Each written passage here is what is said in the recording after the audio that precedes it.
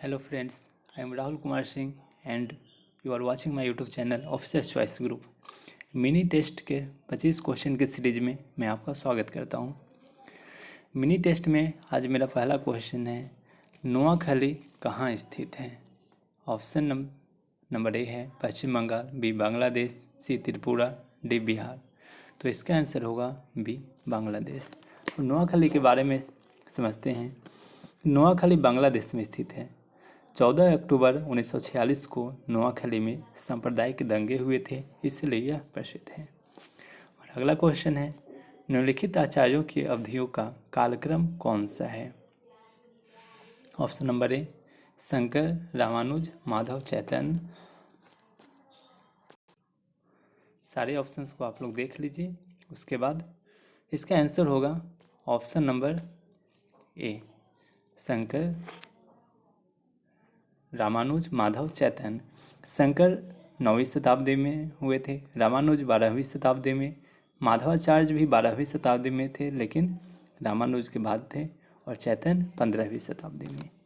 और अगला क्वेश्चन है, स्वतंत्र भारत के प्रथम कैबिनेट में से किसने बड़े पैमाने पर लोगों से धर्म परिवर्तन करवाया था?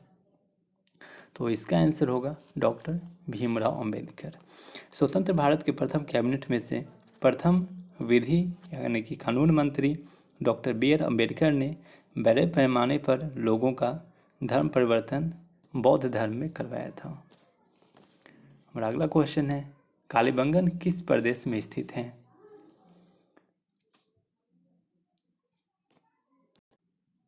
तो इसका आंसर होगा option number D, Kalibangan Rajasthan में स्थित है। सिंधु सभ्यता का कालीबंगन नामक स्थल राजस्थान के हनुमानगढ़ जिले में घग्गर नदी के किनारे यह बाएं में स्थित है। नेक्स्ट, भारत का कौन सा क्षेत्र एक समय में अवंतिका के नाम से जाना जाता था? तो इसका आंसर होगा option number D, Malwa. Madhya Pradesh का मालवा क्षेत्र 6ठी शताब्दी ईसा पूर्व यानी कि महाजनपद काल में अवंतिका के नाम से जाना जाता था। अवंतिका या अवंती की राजधानी उज्जैनी थी। नेक्स्ट, चीन में सिविल सेवा की परीक्षा कब प्रारंभ हुई थी? तो इसका आंसर होगा ऑप्शन नंबर ए, 6 ईस्वी में। आगे है, फासिज्म का मुख्य पक्षधर कौन था? तो फासिज्म का मुख्य पक्षधर था, ऑप्शन नंबर इसका होगा आंसर ए, मुसोलिनी। फासिज्म का उदय इटली में हुआ था और फासिज्म का जन्मदाता मुसोलिनी था। नेक्स्ट है, कबीर हिंदी की किस स्थानीय भाषा में लिखते थे? तो इसका आंसर होगा ऑप्शन नंबर ए, अवधी में। कबीर हिंदी की अवधी भाषा में लिखते थे। एक ही स्थान पर लगने वाले 2 महाकुंभ मेलों के बीच कितना का अंतराल होता है? तो इसका आंसर होगा ऑप्शन नंबर सी, 12 वर्षों का। फिर है अगला क्वेश्चन, 1977 में पंचायती राज की समीक्षा के लिए गठित समिति की अध्यक्षता किसने की थी? तो इसका आंसर होगा option number B, Ashok Mehta. 1977 में पंचायती राज की समीक्षा के लिए गठित समिति की अध्यक्षता अशोक मेहता ने की थी। पंचायती राज व्यवस्था में सुधार हेतु कुछ समितियां गठित की गई थी, जैसे कि बलवंत राय मेहता समिति, ये सबसे पहले 1957 ईस्वी में, अशोक मेहता समिति 1977 ईस्वी में, पीवी के राय समिति 1985 में, एल.एम. सिंघवी समिति 1986 में। 64वां संविधान संशोधन पंचायती राज से संबंधित था 1989 ईस्वी में, और 73वां संविधान संशोधन 1993 ईस्वी में।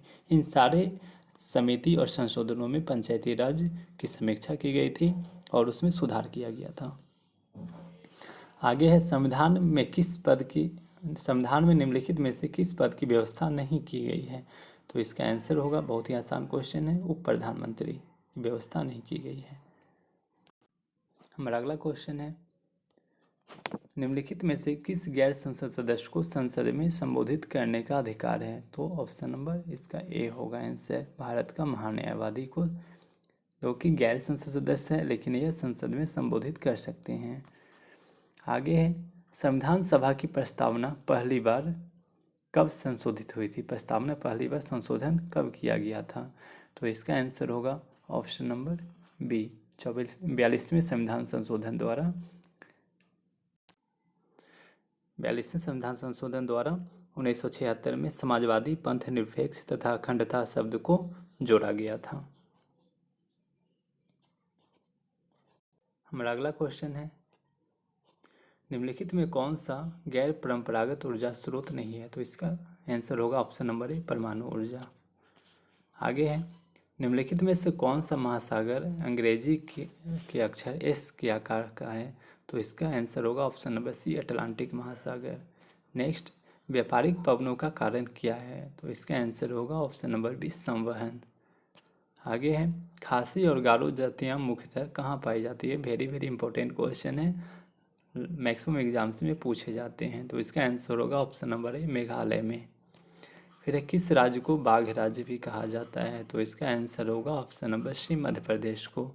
भारत की प्रसिद्ध लैगून झील है, तो कौन सी है प्रसिद्ध लैगून झील? तो चिल्का झील। नेक्स्ट है, भारत में रुपया चालू खाते पर मुक्त रूप से परिवर्तनीय मुद्रा कब बना था? तो इसका आंसर होगा ऑप्शन नंबर सी, 1994 में। फिर है, निम्नलिखित में से कौन प्रति इकाई सबसे अधिक ऊष्मा देता है? तो आंसर होगा option number C, anthracite. Next है, सीमेंट का दृढ़ीकरण किसके कारण होता है? तो इसका आंसर होगा ऑप्शन नंबर ए, निर्जलीकरण द्वारा। फिर है, निम्नलिखित में से कौन सा तत्व पौधों में पानी और कैल्शियम के अवशोषण को बढ़ाता है? तो आंसर होगा इसका बोरोन। बोरोन पौधों में पानी और कैल्शियम के अवशोषण को बढ़ाता है। फिर ईमेल का जनक किसे माना जाता है? तो ईमेल का जनक माना जाता है रे टॉमलिंसन को, ऑप्शन नंबर सी। नेक्स्ट है, संयुक्त राष्ट्र महासचिव की नियुक्ति डैश के द्वारा की जाती है? तो इसका आंसर होगा ऑप्शन नंबर ए, महासभा के द्वारा। ये रहा आपका आज का मिनी टेस्ट का 25 क्वेश्चन। इस चैनल को आप ज़्यादा से ज़्यादा लाइक, शेयर एंड सब्सक्राइब करें। धन्यवाद।